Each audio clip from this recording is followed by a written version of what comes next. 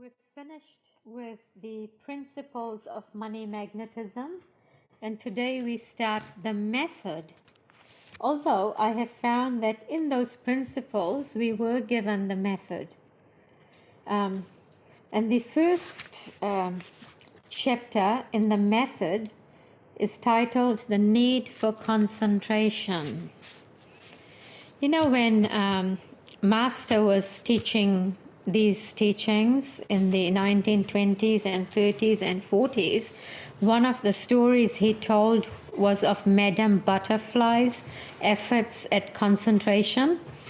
And I think we all know the story about Madame Butterfly and how she was very distracted by the doorbell ringing, by the breeze coming into her lounge from the window, by the neighbor playing the piano, and the thoughts that occurred to her when she started hearing the piano, and the memories that all that awakened. And these were all distractions for Madame Butterfly. And this was in those days. And I was thinking, if Master lived today, what would he say are the distractions when somebody's trying to meditate? And we all know that our smart gadgets are a great source of distraction. Distraction doesn't just come to us through the doorbell ringing or the breeze coming in through the window, but it comes in through these devices that we constantly keep very close to us. The cell phone, the social media, the internet. Once upon a time, I remember that if I had one book in hand, that was all that I had on which to concentrate. And nowadays, you can have a book in hand and a cell phone next to you. And I'm also kind of very aware of, usually days pre-internet, I would read one book at a time. And I was thinking about this today. I've actually got 4 books on the go. I don't know, does anybody else here do that? Yes. Sunari's saying yes. 3 in the lounge, 4 in the bedroom.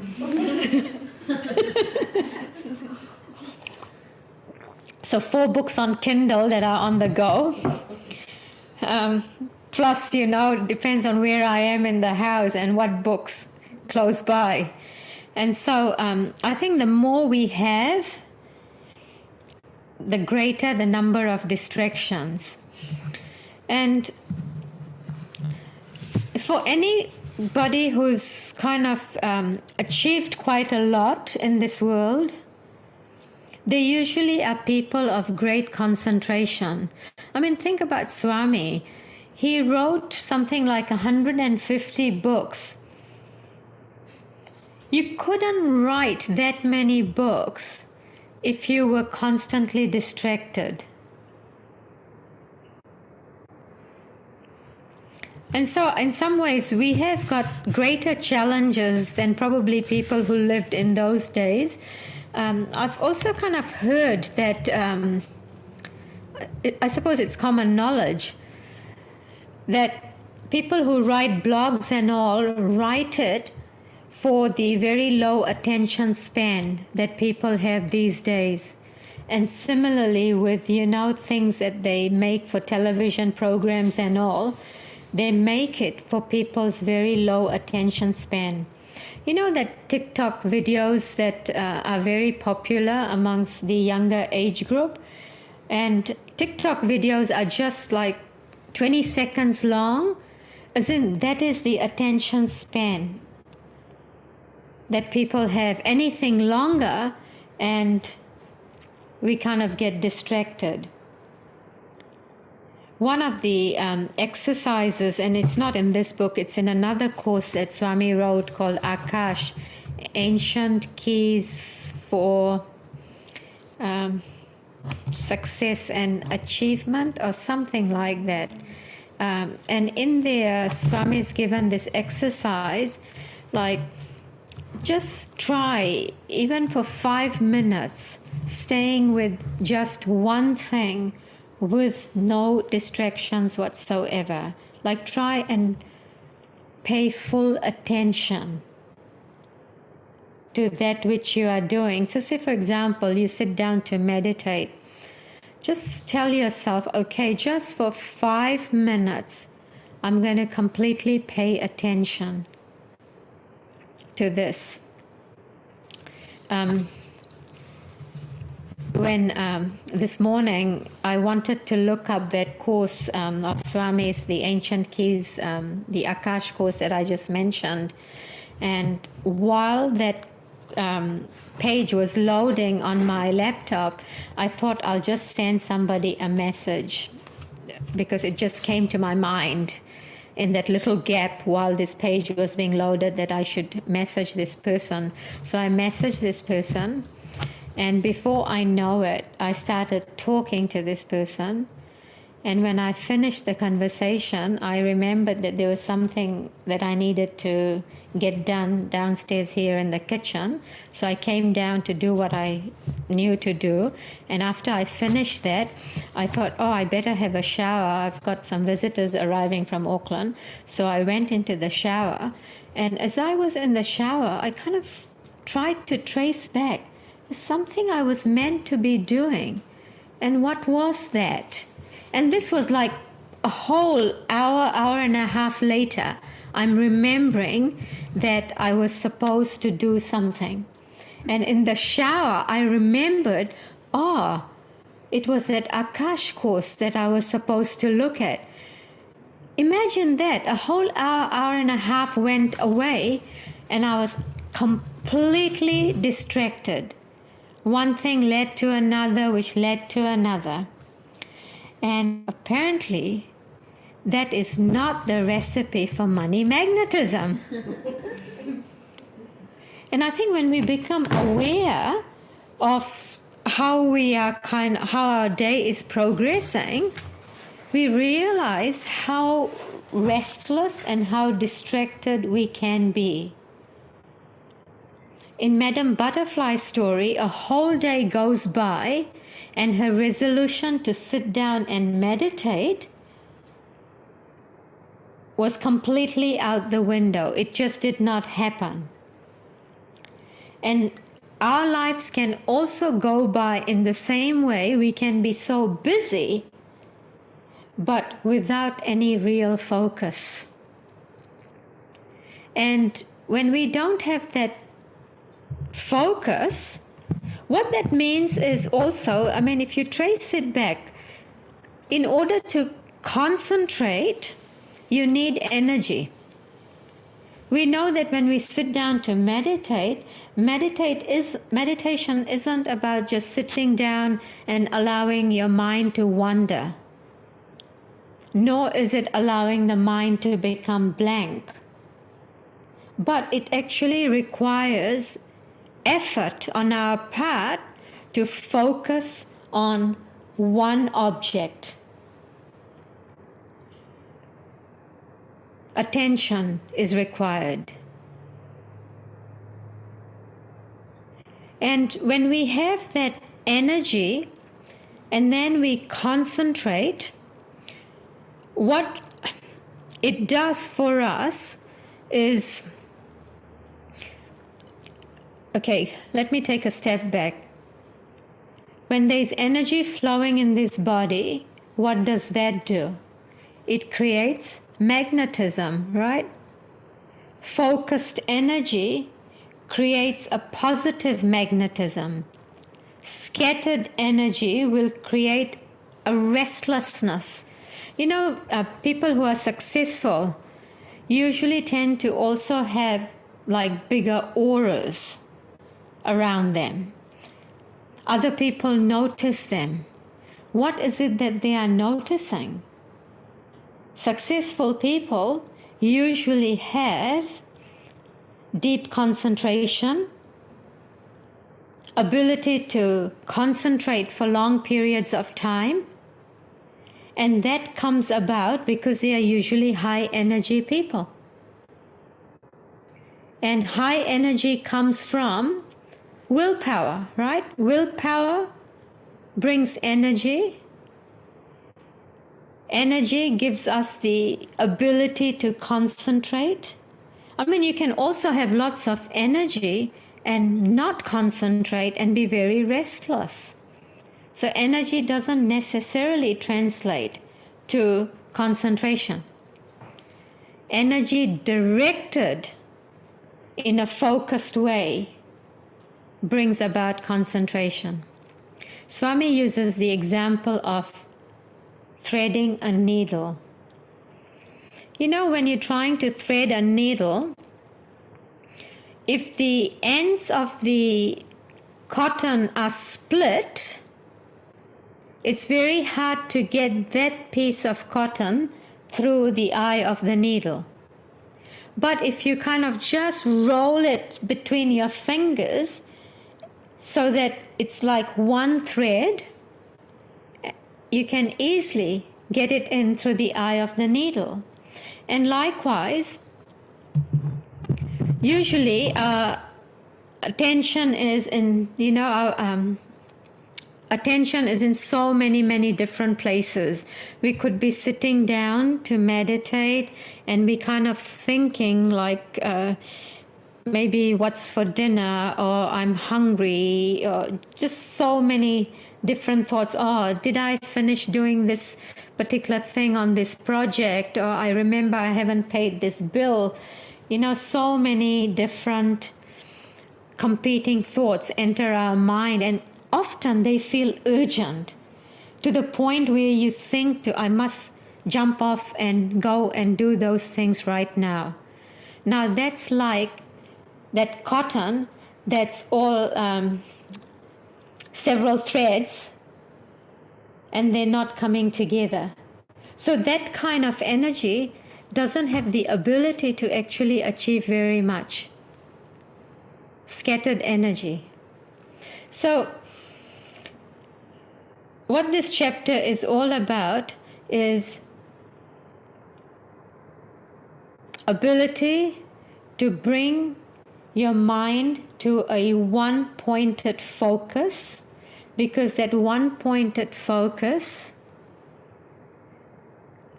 brings in a person a great amount of power. In fact, Swami has written that in italics, that concentration is power. Something to kind of think about and meditate on. That's right, that's what he says. Concentration is power.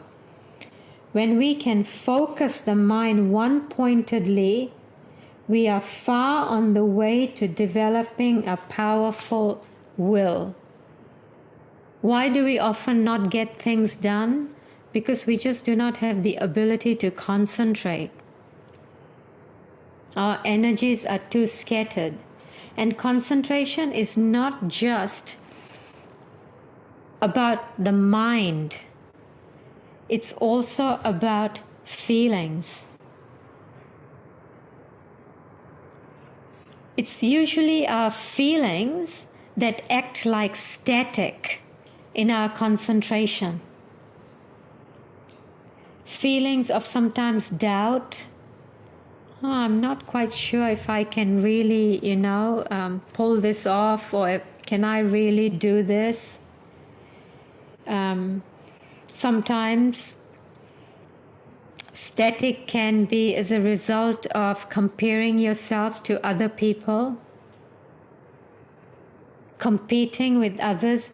I was reading something in the newsfeed that came about a girl who won 3 gold medals, and I was particularly interested in it because she had come here and done the 4-week beginner's meditation course.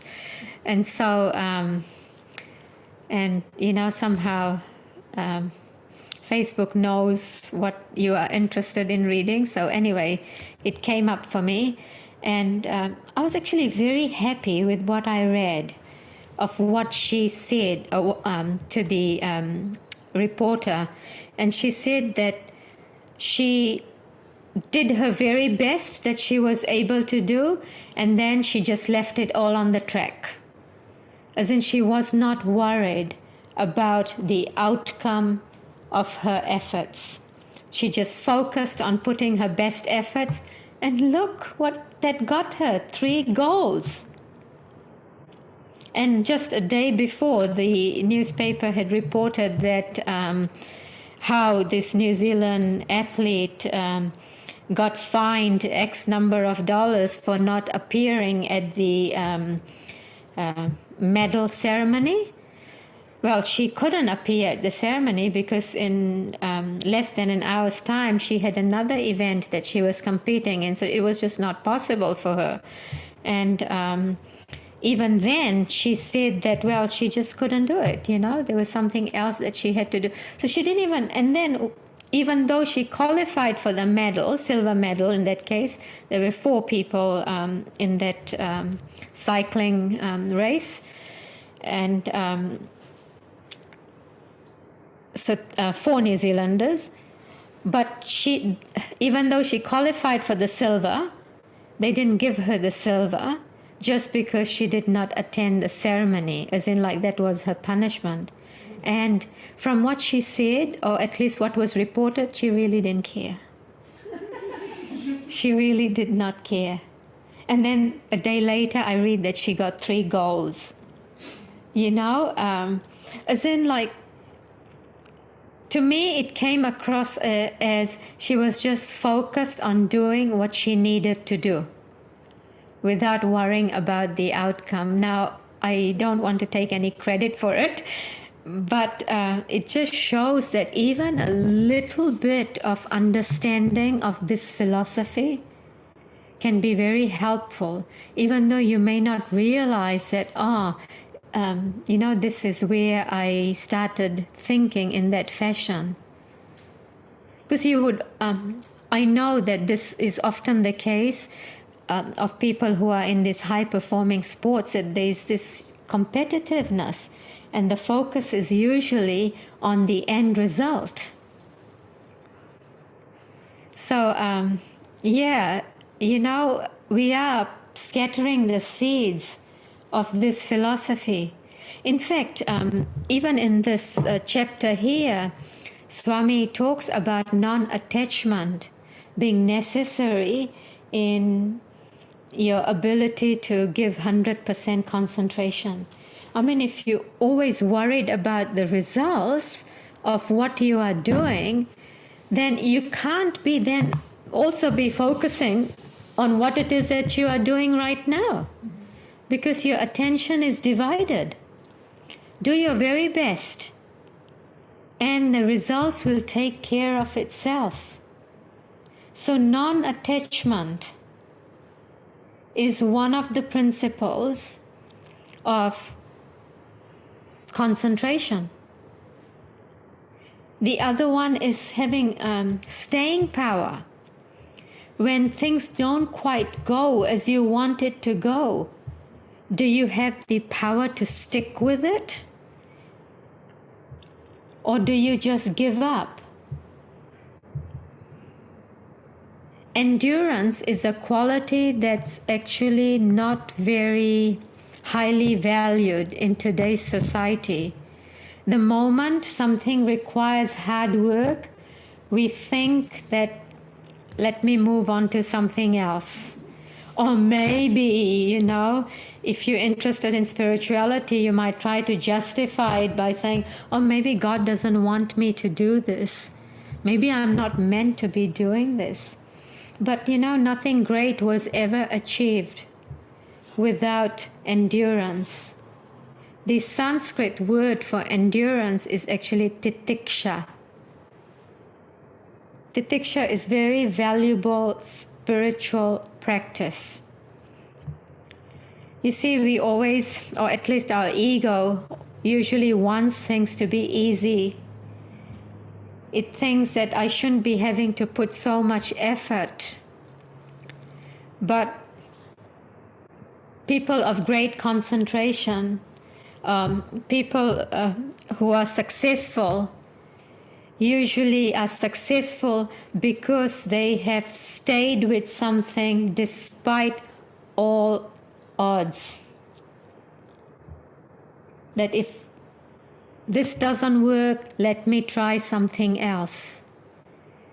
It's like, people who say play the piano, they don't become good just by, sitting on the piano one day and trying something. It takes, there are quite a few pianists here, and you probably know that it's taken a lot of effort, right? Years and years of effort to get to a certain level. And so likewise, anything that we want to do in life, anything that's worth doing, requires titiksha, requires endurance. And at some point, grace comes in.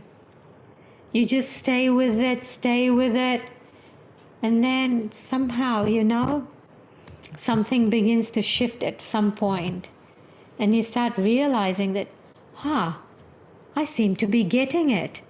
And then enjoyment comes into it. I've watched my children learn instruments, and in the beginning, it's like a mechanical practice. But there comes a time when their practice takes off. And then there's no stopping them. And the same sort of thing happens even with a simple skill like reading. In the beginning, children may find it very hard to read, and they don't want to be bothered reading, and you're making them read. And then all of a sudden, they realize that, my goodness, these words are telling me a story, and I'm enjoying this story. And then you can't stop them from reading. They want to go to the library, they want to borrow lots and lots of books, and you forget to return them on time. You end up with fines. They don't fine you anymore. Oh, fines are gone. Let's see what else Swami says here.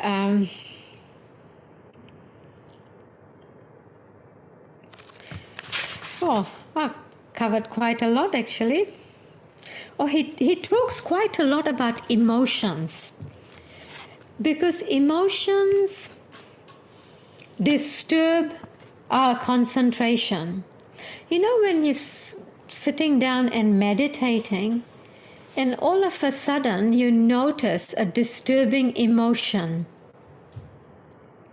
And if you don't catch it in time, it can completely derail your meditation practice. As in, the emotion actually takes over. And what is an emotion? Swami in this particular chapter describes it as waves, up and down, up and down. They rise and fall. And they have no enduring reality, and they don't make the slightest bit of difference to the level of the ocean. They just rise and fall. And the rise and the fall, they cancel each other out. As in, nothing is achieved at the end of this up and down emotions, which is a waste of energy. Rajasi Janakananda, who's Master's great disciple, who was a self-made multimillionaire, he used to start work very late, and he was looking after several businesses, as in like very substantial businesses. And somebody had asked him, you have such big businesses. How can you afford to, come start work so late? And his response was, I can't afford to miss out on what it is that he was doing in the first half of the day, which was meditation, because meditation gave him clarity, gave him the ability to concentrate, which meant that he did not have that fuzzy thinking that a lot of us do. Should I do this? Should I do that? I'm not sure if this is the right thing to do or that is the right thing to do. And he said that things that people spend weeks and months to arrive at a decision on, he was able to do that just in the spur of the moment. He would just be able to make decisions, as in there was no wasted energy. When we get too distracted, what it means is we are wasting a lot of our energy. We are not able to bring our focus to a single point. And so a lot of our lives kind of just, gets spent, wasted in this up and down, getting distracted here, getting distracted there. And not much gets achieved in the way. And concentration is what helps with even money magnetism.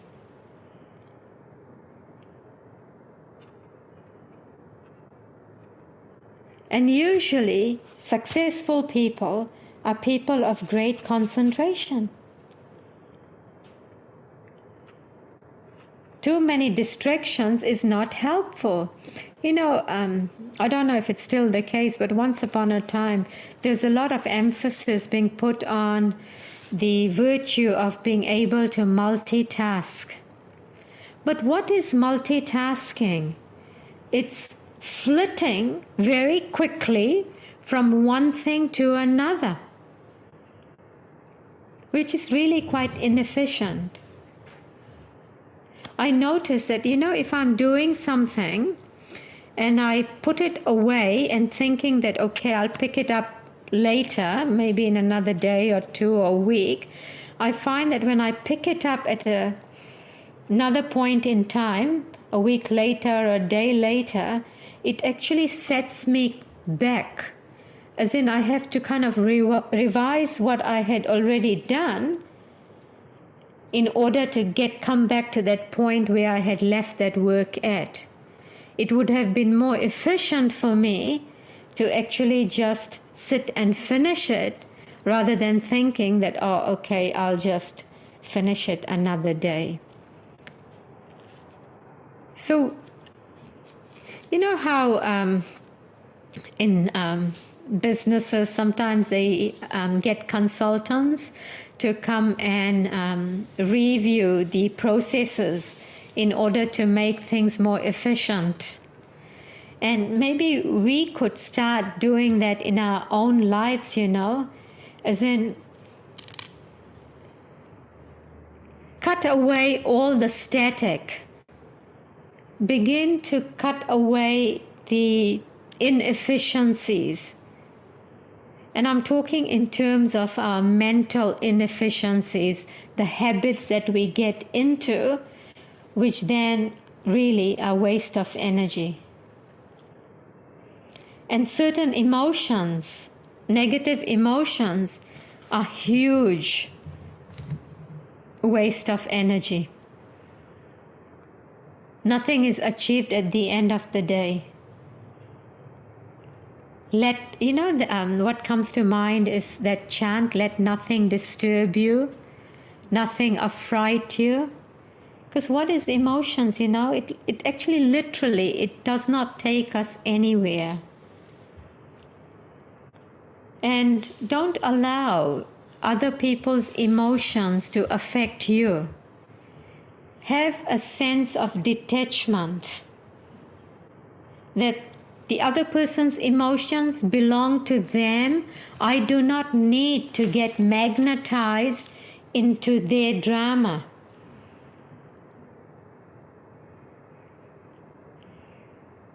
I had an experience of that today. Mm-hmm.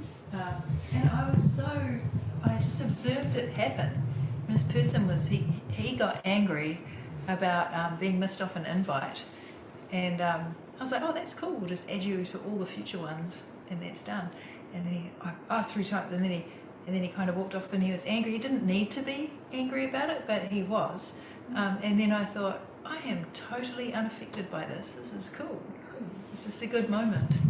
Yeah, and it's because of these teachings and the meditation. And,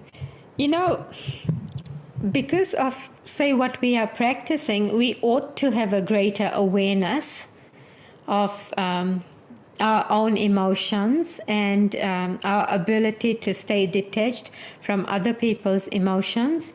And at the same time, having compassion for the other person as well, because it's so easily done, right? So many of us, even with our practices, can lose it. And so without these practices, these things can happen a lot more often. But yeah, it feels really good when you can catch yourself that, I'm not being drawn into this drama. I heard Asha tell the story of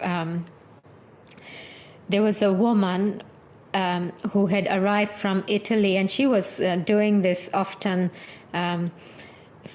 coming to America. This was pre 9/11 days, where travel was a lot easier. And on this particular occasion, when she arrived at the airport in America, her date on the return ticket was before the date that she arrived, and so the immigration officials were not, having some issues letting her into the country. I mean, overstayers and all of that kind of issues. And so somehow Swami Kriyananda got involved in this, and so Swami Kriyananda arrived at the airport, and he found his way to where this lady was being held by these immigration officials, and he just started talking about, I hear that there is a passenger here that you've got who's arrived from Italy. My wife's from Italy, and how beautiful the country of Italy is, and how he enjoys the food. And he kind of drew the immigration officials into just this story about, hey, we are all one, there are many Italians in this country, and how we all love Italian food. And before you knew it, the immigration officials just released this woman to enter the country. As in, not getting engaged. Oh, why are you holding her? And, and I thought, this is something worth trying. And it's not, Asha said that it's not something that Swami was practicing or using it as a strategy. This is just who he was. He just took a much broader perspective. And that broader perspective drew people into his positive energy rather than him getting drawn into their conflict. So something, it's really stayed with me, something worth trying. As in, person with the greater magnetism is able to draw others into their magnetism. So why don't we do that with our positive magnetism, right? Because we can easily get drawn into somebody's negative magnetism, or they could get drawn into our positive magnetism.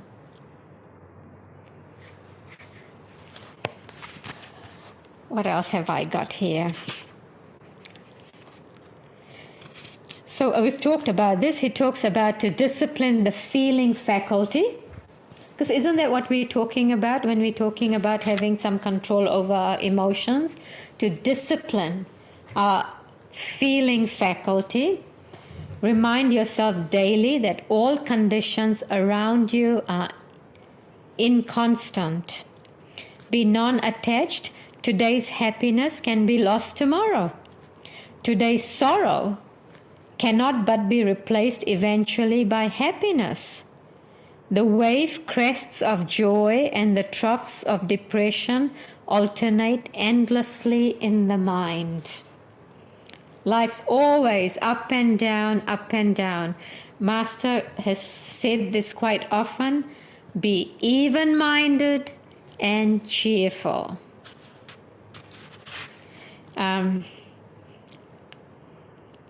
Swami talks about having staying power.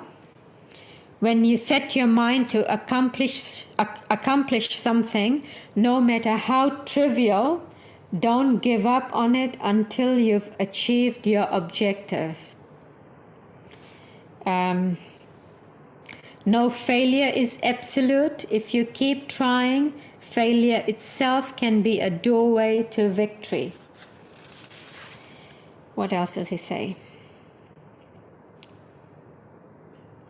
What we really accomplish in any case with every victory is that we achieve victory over ourselves. As in, it's not so much the outer achievements that matter, but what we achieve inwardly.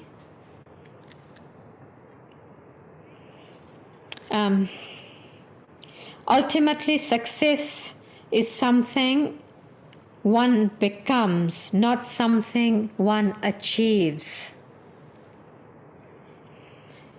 Once a person becomes truly successful as a human being, he finds that everything that happens outwardly can be turned to good account.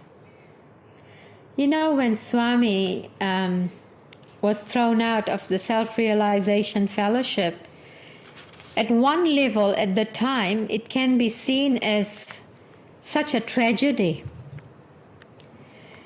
And Anandamoyi Ma said to Swami, think of it as your Guru's grace. And although at the time it may not have looked like the Guru's grace, we know now that it was the Guru's grace, because today we would not be gathered here if that event hadn't happened. And a lot of times, you know, good things come into our lives because of something else that did not work. And therefore we had to try something else. And those bad things actually make really great stories, right?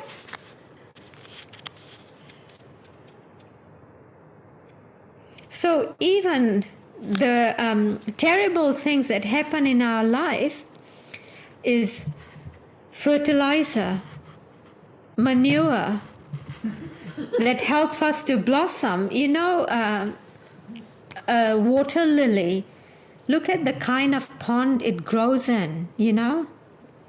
And yet the flower comes out and it's so beautiful.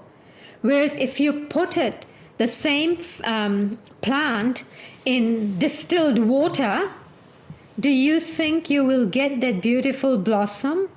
That distilled water has no nutrients to give to this plant. And so all our experiences, even the so-called bad experiences, are actually exactly the experiences that are required for us to become that flower, for us to rise up to our full potential. So that's what I had for you today. Practice, concentration, notice times in your day when you are focusing on one thing. Notice when you are being distracted. And each time you find yourself distracted, just bring yourself back. Even if it means an hour and a half later, you discover just bring yourself back to that which you were doing rather than completely allowing the distractions to take over. Because the age that we are living in is full of distractions. Everything is wanting us to pay attention to something else. But you decide what it is that you're going to pay attention to, rather than things outside of you telling you what you should be paying attention to. Isn't that what Kriya Yoga is all about? We take our energy away from all the sense organs, away from all the distractions, and place it in our astral spine. And then once we bring the energy into the astral spine, what do? We raise that energy. And so it's the same principles, no matter what it is that you are doing.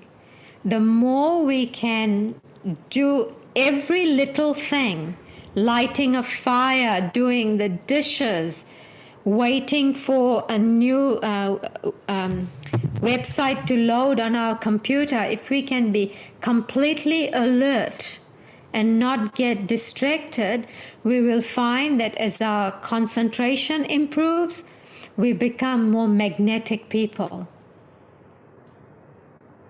And that magnetism is what draws to us everything that we need. So thank you all for coming. And next week we will continue this topic of concentration. And let's see what next week's topic is. How to develop concentration. So we've kind of started, but we'll see what Swami has to say there. So let's finish with a closing prayer. Heavenly Father, Divine Mother, Friend Beloved God, our line of masters and saints of all religions, and beloved Swamiji, we humbly bow to you all. We thank you for your presence in our lives. Guide us and bless us always. We will try and keep you close. But you keep us very, very close. We are your children. Do not let us go. Peace. Amen.